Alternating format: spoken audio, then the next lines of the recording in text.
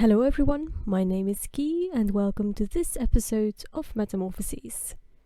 Last episode, the gods destroyed humanity with a flood, and Deucalion and Pyrrha started a new era of humans. This time we continue with another creature created after the flood, and Apollo becoming a little too arrogant. Now, before I begin with the story, I have an announcement. From now on, this podcast will be labelled explicit. This is because the myths in the Metamorphoses often have mature themes in them, and so for this episode, I need to give a warning for attempted sexual assault. In the future, I will put these warnings in the episode description.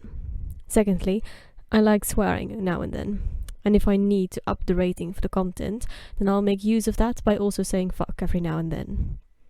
Well, with that out of the way, this is Book 1, Episode 5, Apollo Hugs a Tree, Creepily.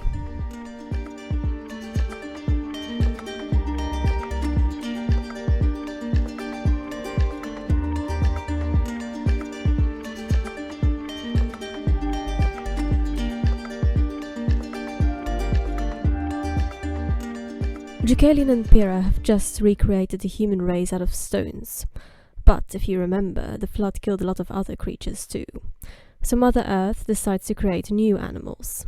I guess she did not want to create the humans, but the rest was okay. Which, yeah, there are some valid reasons the Earth itself might have to not want humans running around. And it was a very fertile time, because water had just been about everywhere, so things grew easily in the ground.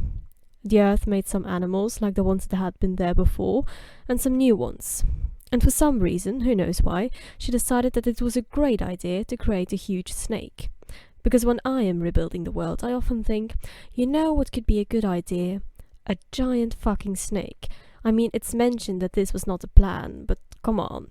You'd think you'd notice creating I'll say it again, giant fucking snake. This snake has a name. Python, because when you're a big snake you get a name. Fuck the other snakes. Python, who is apparently the size of a mountain, rightly frightens the new humans. I'm imagining they're like a couple days old at this point. They've just been formed from some rocks, and now there's a snake on their mountain, who is the size of that mountain. And then Apollo comes along and decides to shoot Python with his bow and arrows. A lot. Apparently he shot 1,000 arrows, which is, yeah. You know, I used to practice archery. I had 6 arrows. I suppose I would have shot those 6, and knowing my skills, one would have totally missed, then said shit and died.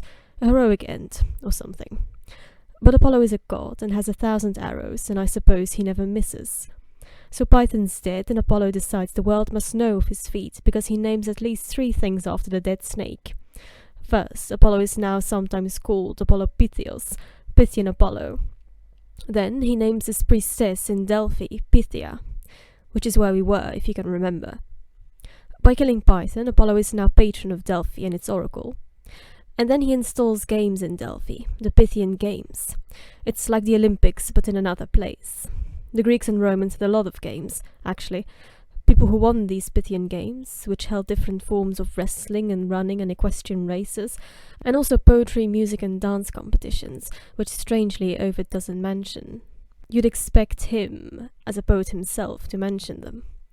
Anyway, people who won these games got a wreath of oak leaves. Now you might be thinking, Ki, isn't it a wreath of laurel leaves? And I'd say, no, you're wrong and I'm always right. No, I'm kidding, of course. According to myth, Apollo did eventually choose laurel leaves for his wreaths, and that story is, coincidentally, told right after this one. Apollo is high off his victory, and really, who wouldn't be? He's just defeated a huge dragon snake thing. So he comes across Cupid. This is not the little cheruby baby. Roman Cupid is just a normal dude who is a god of love. Now, Cupid, like Apollo, also had a bow. Apollo sees this bow and decides it is the perfect time to start insulting a god. He's like, "Oh, what a cute bow. Are you sure you know how to use it? Why don't you let the big boys do the shooting and you can go back to prancing around with your love?" Cupid then is like, "Fuck you," and decides to show Apollo who's boss. So he shoots 2 arrows. One is gold and is shot at Apollo, and he's instantly in love with a girl, a nymph called Daphne.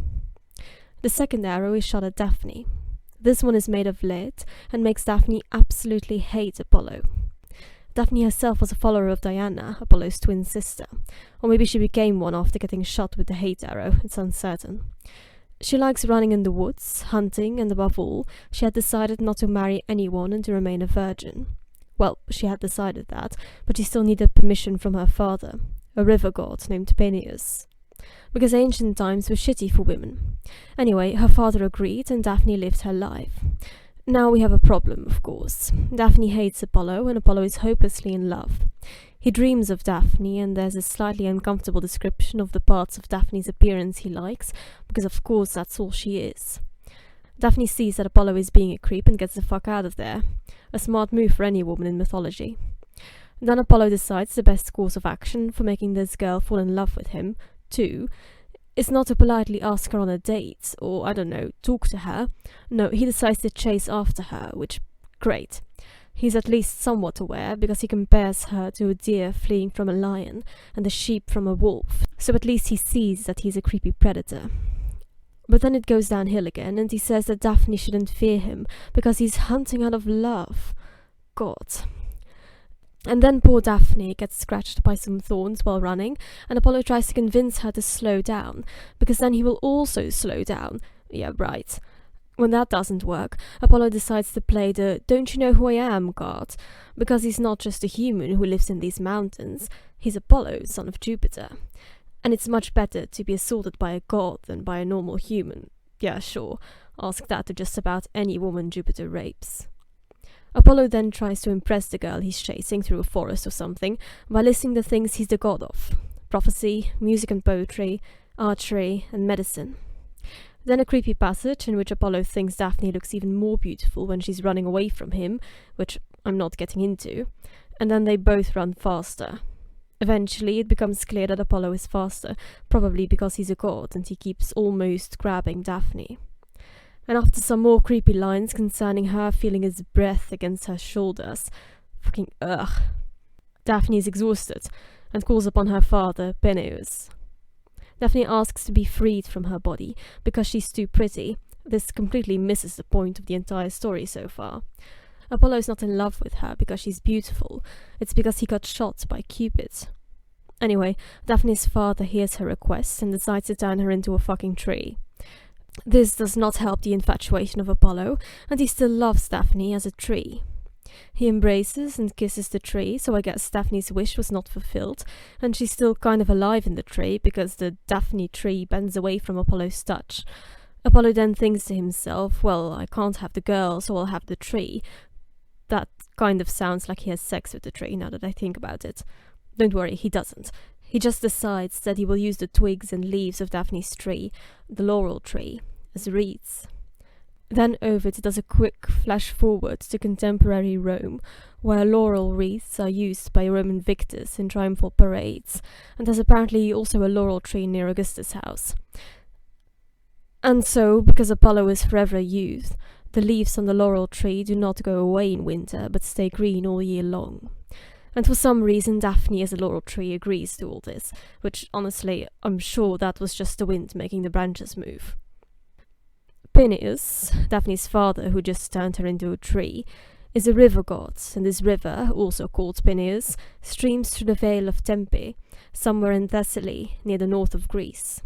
Apparently there's a waterfall and the water droplets make a lot of mist.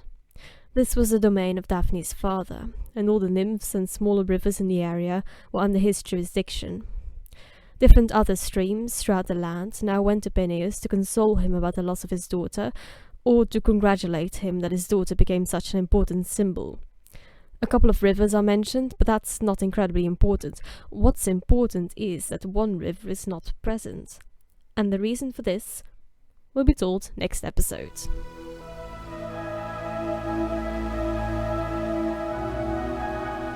This was the episode. Thank you very much for listening. I see how much of you are listening, and I appreciate every single one of you. Next time, I tell the story of Io the cow.